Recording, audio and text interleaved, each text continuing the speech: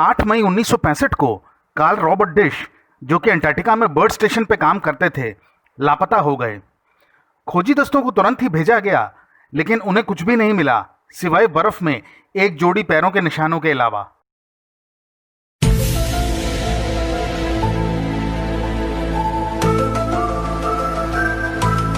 ठंडा, विशाल और बहुत ही सुंदर अंटार्कटिका इंसानों को हमेशा ये याद दिलाता है कि प्रकृति हर चीज पे अपना अधिकार जमा लेती है। ये जगह पृथ्वी पे इकलौती ऐसी जगह है जहां इंसान परमानेंटली नहीं रहता, और इस जगह को इंसान ने सिर्फ लगभग 100 साल पहले ही अच्छी तरह से ढूंढा है। यह महाद्वीप इस पृथ्वी का सबसे ठंडा और सबसे सूखा हुआ है।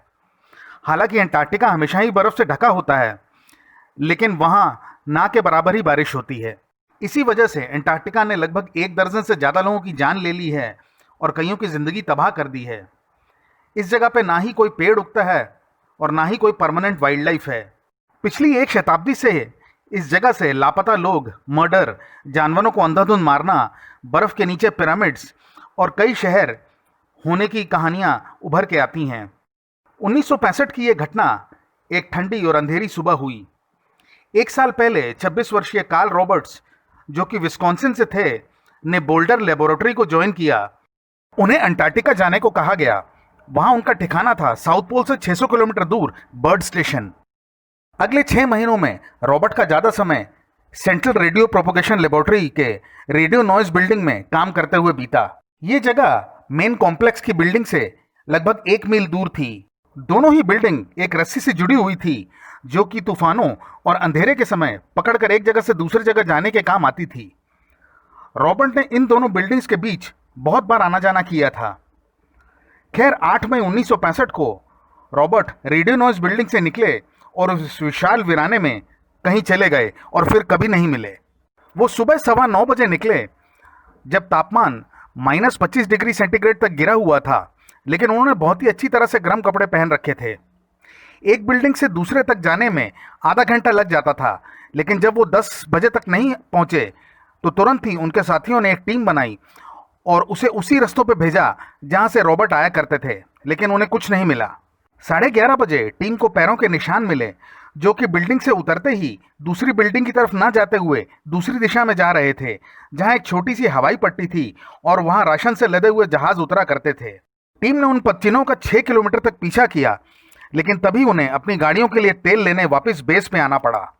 इस दौरान टीम ने यह देखा कि उनके पच्चीन ऐसी चाल के लग रहे थे जिसमें कोई कारण हो, और ऐसा नहीं लग रहे थे कि कोई गुम हो गया है और कहीं रुक रहा है और फिर चल रहा है। इस बात से ये पता चलता है कि रॉबर्ट जहां भी जा रहे थे, उनके पास वहां जाने का कोई कारण रहा होगा। खैर, तेल लेके जब टीम वापस उस जगह पहुंची तो तेज तूफान आने लगा, जो कि इन पच्चीनों को ढकने लगा था। इस तेज तूफान ने इस टीम के चिन्हों को भी ढक दिया था, जिससे कि टीम की वापसी शंका में पड़ गई थी। टीम वापस बेस पे शाम 6:15 बजे पहुंची और 7 बजे एक टीम ने उस सप्लाई वाली हवाई पट्टी और अपने तेल के टैंकरों वाली जगह पे खोज की, लेकिन उन्हें कुछ नहीं मिला। इसके बाद रॉबर्ट के साथियों ने एक इंसानी चेन बनाकर बेस से रेडियो नॉइज बिल्डिंग तक ढूंढा और उसके बाद उस जगह तक गए जहां उसके पच्चीन आखिरी बार देखे गए थे, लेकिन वहां भी उन्हें कुछ नहीं मिला। अगली सुबह गाड़ियों पे एक टीम ने 1/9 मील का एरिया ढूंढा, लेकिन कुछ पच्चीनों के अलावा उन्हें वहां भी कुछ नहीं मिला। 10 मई को रॉबर्ट के गुम होने के 2 दिन बाद सुबह 7:40 को एक बड़ा खोजी अभियान चलाया गया, जिसमें 8 लोग, 2 गाड़ियां, खाना और तेल भी रखा गया था। ये पार्टी अपनी खोजी हुई जगहों को छोटे झंडों से मार्क कर रही थी और 12 मील तक जाने के बाद उन्हें भी कुछ नहीं मिला। अगले 2 दिन तूफान और तेज हो गया और दिखना भी लगभग बंद हो गया था, तो खोज को रोकना पड़ा। 14 तारीख तक उन्होंने लगभग 35 स्क्वायर मील एरिया की खोज कर ली थी, लेकिन उन्हें कुछ नहीं मिला था। आने वाले हफ्तों में खराब मौसम और इतने दिनों से गुम होने पे कार्ल रॉबर्ट डिश को मृत घोषित कर दिया गया। विस्कॉन्सिन में उनके परिवार वालों ने उनकी आत्मा की शांति के लिए प्रार्थना की और ऐसा ही कुछ बर्ड स्टेशन पे भी किया गया। इस घटना ने यह सवाल खड़ा किया कि आखिर रॉबर्ट कहाँ चले गए थे, और आज 60 साल बाद भी यही सवाल जिंदा है। रॉबर्ट अपने रास्ते से कैसे भटक गए? क्या ये गलती से हुआ या वो जानबूझकर कहीं चले गए थे? इसके जवाब में काफ़ी सारी थ्योरीज पेश की गई हैं, लेकिन सभी में कुछ न कुछ त्रुटि है।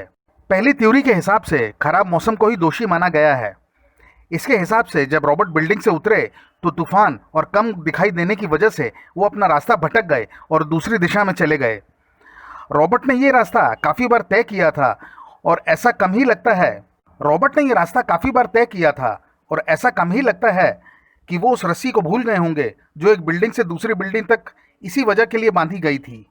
और क्या वो अपने पैरों के निशान को देखकर वापस उस बिल्डिंग तक नहीं आ सकते थे, क्योंकि जब खोजी टीम को वो निशान दिख सकते थे तो उन्हें भी वो दिखने चाहिए थे। इस बात से ये पता चलता है कि वो जानबूझकर ही उल्टी दिशा में गए थे। एक और थ्योरी के हिसाब से रॉबर्ट मानसिक तौर से टूट चुके थे। उनके साथ बेस पे ढंग का व्यवहार नहीं किया जाता था और वो ताश की एक गेम गायब होने से जस्ट पहले ही हारे थे। उन्होंने ताश के पत्तों को टेबल पर फेंकते हुए अपनी टीम से कहा था कि वो अपने दोस्तों से साउथ पोल मिलने जा रहे हैं। तीसरी थ्योरी ये कहती है कि रॉबर्ट का साथी एक बहुत ही बोरिंग आदमी था और उसकी आवाज़ पिछले 6 महीनों से सुन सुनकर वो पागल हो गए थे। और जब आपको दुनिया से दूर ऐसे व्यक्ति के साथ 6 महीने बिताने पड़े तो ऐसा होना लाजमी है। शायद वो अपना दिमाग ठीक करने उस तरफ निकले होंगे, लेकिन एक पढ़े लिखे अक्लमंद व्यक्ति को ये मालूम होना चाहिए कि ऐसे मौसम में ऐसा करना खुदकुशी जैसा है।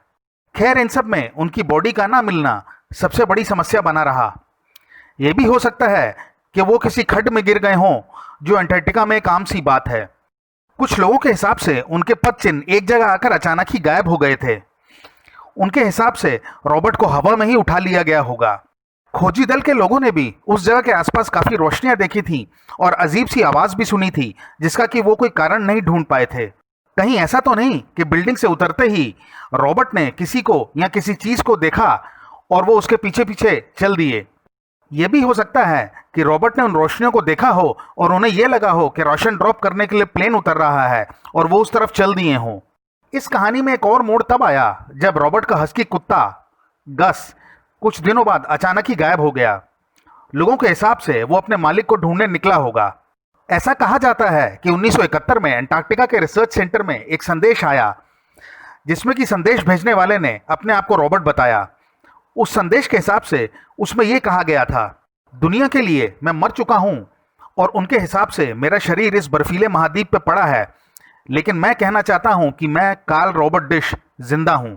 कोई भी ये ना सोचे कि मैं गलती से रास्ता भटक गया था। यह सब एक प्लान तरीके से हुआ है और मैं टीम वालों की हरकतों और झूठ से परेशान हो चुका था। उन्होंने अपने डॉग को खाने का लालच देकर अपने पास बुलाया और अब वो अकेलेपन से निराश हो रहे थे। इन तेज हवाओं का मेरे कान में जाना मुझे पागल कर देता है और अब मुझे इंसानी साथ की जरूरत है। ये घटना है तो काफी अजीब, लेकिन यह मान पाना मुश्किल है कि रॉबर्ट 6 साल तक अंटार्कटिका में अकेले जिंदा रहे होंगे। एक आखिरी थ्योरी के हिसाब से रॉबर्ट को या तो सोवियत रूस के लोगों ने पकड़ लिया होगा या वो अपने मन से उनके पास चले गए होंगे। यह भले ही दूर की कौड़ी लगे, लेकिन ऐसी एक घटना अंटार्कटिका में 1962 में हुई थी, जब एक ब्रिटिश वैज्ञानिक अचानक ही गायब हो गया था। बाद में पता चला कि वो सोवियत रूस के लिए भी काम कर रहा था और इसके पहले कि वो पकड़ा जाता, सोवियत लोगों ने उसे उठा लिया। रॉबर्ट भी शीत युद्ध के दौरान ही गायब हुए थे और वो अपने फील्ड के स्पेशलिस्ट थे और सोवियत रूस के काफी काम के थे। ये थ्योरी उन रोशनियों और आवाजों से भी पर्दा हटा देती है, अगर तो ऐसा हुआ हो। इस थ्योरी में सिर्फ एक ही बात खटकती है कि नजदीकी समुंदर बर्ड स्टेशन से 600 किलोमीटर दूर था और जब तक कि सोवियत रूस का कोई बेस स्टेशन बर्ड स्टेशन के पास नहीं होता, तब तक ये 600 किलोमीटर की यात्रा और वो भी ऐसे मौसम में करना असंभव है। इन सब थ्योरीज में से ऐसी कोई भी नहीं है जो कि समस्या को ठीक से समझा पाए। असल में इस केस में सूचना का इतना अभाव है कि कुछ भी कहना ठीक नहीं होगा। खैर, यह भी हो सकता है कि रॉबर्ट ने टीम और ठंड से तंग आकर खुदकुशी कर ली हो। रॉबर्ट का गायब हो जाना अंटार्कटिका की पहली और आखिरी घटना नहीं थी और इस महाद्वीप को अपने अंदर रहस्य छुपाने के बारे में पता है। सच्चाई जो भी हो, आज 60 साल बाद भी हमें इस घटना की वजह ठीक से नहीं पता। खैर, हम इस ठंडे और विशाल महाद्वीप से विदा लेते हैं और कार्ल रॉबर्ट्स डिश की आत्मा की शांति के लिए प्रार्थना करते हैं। धन्यवाद।